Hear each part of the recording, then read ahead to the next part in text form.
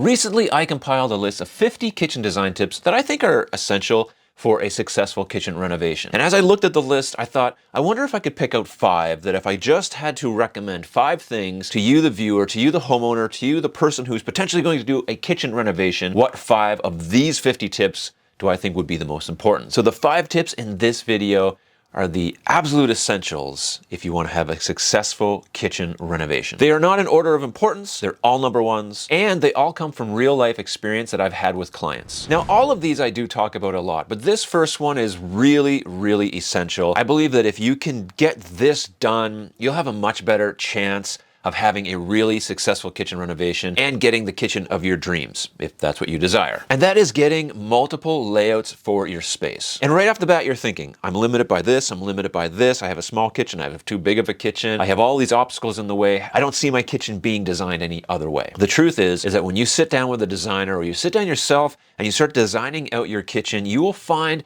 that there's multiple ways to design a space. They don't need to be all the best ways. They don't need to even make sense sometimes. They don't have to be correct. They just need to be different views and different visual opinions so that you can make a really good and confident decision on the absolute right layout for your kitchen. I do this with every client that I design a kitchen for. Give them some opportunity to look through different variations of what their space could look like. Oftentimes what I hear back is, I never thought of that, or I never seen it that way, or I really don't like that. Those are all good things to say because it's information for that client to help them make the right decision. If you see a kitchen design layout for your space that you absolutely hate, good. That way you know this doesn't work.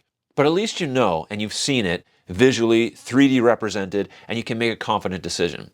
And then when you see a layout for your space that does work, but then there's some tweaks to it that you never thought of, you're like, yes, this even makes more sense. So getting multiple design layouts, absolutely critical. This is also the time when you would layer in the other things that you want to see, like the aesthetics and the styles for that space, because they're easy to visualize in 3D renderings. So not only can you see multiple design layouts, but you can see multiple aesthetic and style combinations. This tip alone, the idea of pushing the envelope when it comes to the design layout of your space, will really carry you far in the process of getting to the absolute right kitchen for your home and for your family. I promise you, you won't be disappointed by going through the motions of this. Now, this second one is a little more in the weeds, and it's something I recommend for every kitchen. And again, something you've heard me say before if you've watched any of my other content for any length of time. And that is drawers, drawers, drawers.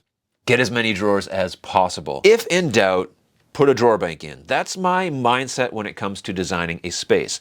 If I don't know exactly the specific cabinet that is going in an area, I put a drawer bank there because a drawer bank is ultimately the most usable cabinet that you can have. And there's a variety of types of drawer banks out there. You can have anywhere from a 6 to a 2 drawer bank. Maybe you could even do a 1. I don't know. But there are various options when it comes to drawer banks. Second thing to that is if you don't want a drawer bank and you have a cabinet, put some pullouts in it. Those two things alone, drawer banks and pullouts, really will revolutionize your kitchen. Whether you're doing a renovation, whether you're adding things to your current kitchen, you're not doing a full reno, or if you're doing a new build. Making sure that you have a lot of accessibility through drawers is an absolute must for a functional, accessible, efficient kitchen. When does it not make sense to have a drawer? It makes sense to not have a drawer when you have a specific use for that cabinet that makes a drawer not usable. For instance, if you have an appliance lift or a trash pull-out or some kind of cutlery pullout or recycle bin or tray divider, anything like that that is more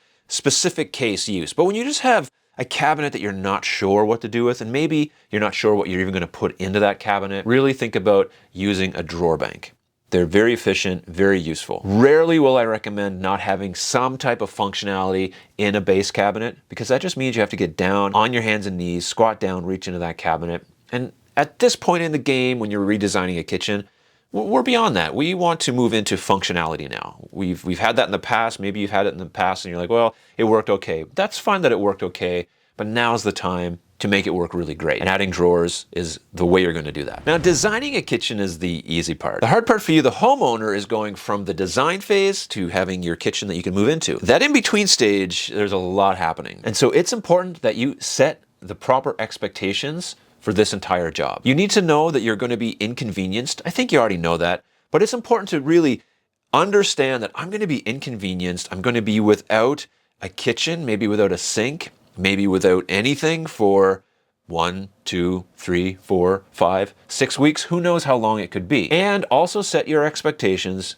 to be aware that there are probably going to be issues that arise that you don't have control over, or your designer doesn't have control over, or the builder doesn't have control over, just things that no one really anticipated that come up. If you're prepared for this, you will have a much better chance of not being just totally stressed out the whole time, so that when the kitchen is finally done, you can look back and say, well, that was a pretty good experience.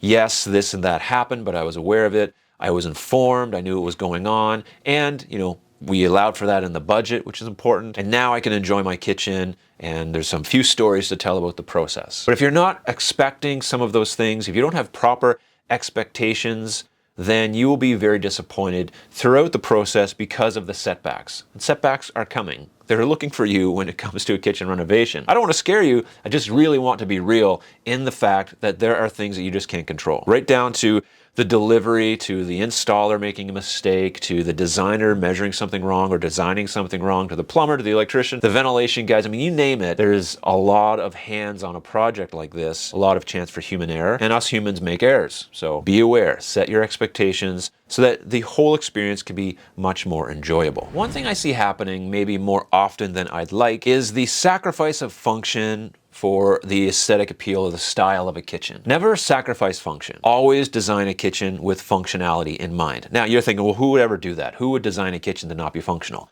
You'd be surprised that when you're designing a kitchen and you're trying to get a particular look, that functionality can go out the window a little bit so that we can get this to look a particular way. There's nothing wrong with your kitchen looking a particular way. And if that's your end goal, then by all means, go down that path and be happy with that. But if your end goal is to have a really functional kitchen, sometimes you'll have to prioritize that so you can get that outcome. That doesn't mean you have to have a mess of a kitchen. It doesn't mean you don't have to have a stylish, aesthetically pleasing, beautifully symmetrical space. It just means that you prioritize function first, and then you prioritize style so that they work together to give you the kitchen that you want. You can have both, and both are essential. You want a beautiful kitchen, especially if you're spending all this money and you've been dreaming of it and you're building a new home or you're doing a big renovation, whatever the case may be, you want this to look great. You also want it to function really, really well.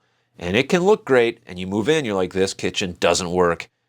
It's just what I call a beautiful mess. So you have this kitchen that doesn't function, but it's nice on the eyes. But that won't help you when you're making breakfast for the kids or trying to prepare a big meal for a bunch of guests that are coming over. It'll just make it more frustrating. So prioritize function and prioritize aesthetics and style, but just make sure that they're going down the path together and you're not leaving one in the dust. Never sacrifice one for the other, but especially never sacrifice function, because at the end of the day, this is a working space, so it has to work. I recently had a one-on-one consultation with a client, and they sent me the pictures of their old kitchen, and they sent me the new design for their new renovation. What I noticed was it was the exact same layout.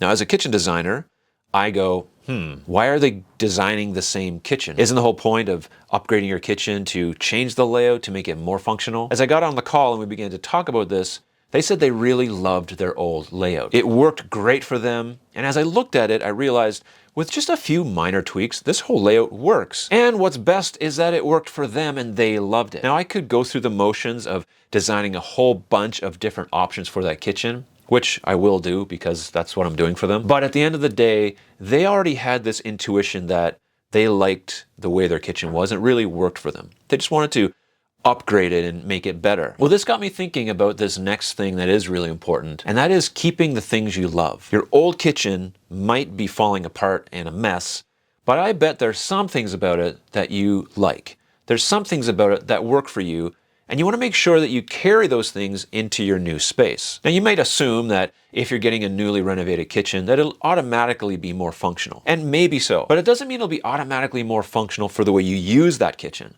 And that's really the key component to all this, designing the kitchen for you. So this client knew that this worked for them and they really liked it. And as I'm looking at it, there's nothing wrong with the layout. It does work. So why change everything for the sake of changing everything? Now, like I said, I will show them some options because that is one of my tips on this video. So I have to do that because I really live by that. But they were aware that they love the things they love and they want to continue to have those things in their new space. And I think that is really smart, and something you should also consider when you're looking at a new renovation or a new build of a kitchen is being in tune with the things that really work for you, making sure that they show up in your new space, along with all the new things and all the upgrades that you were wishing you had. These 5 tips will get you 90% of the way there. And if you want to get the rest of the 10%, then this video has all 50 kitchen design tips that will really help you get the best kitchen that you've been looking for. And if you want to chat with me for a one-on-one consultation about your kitchen, there's a link in the description below.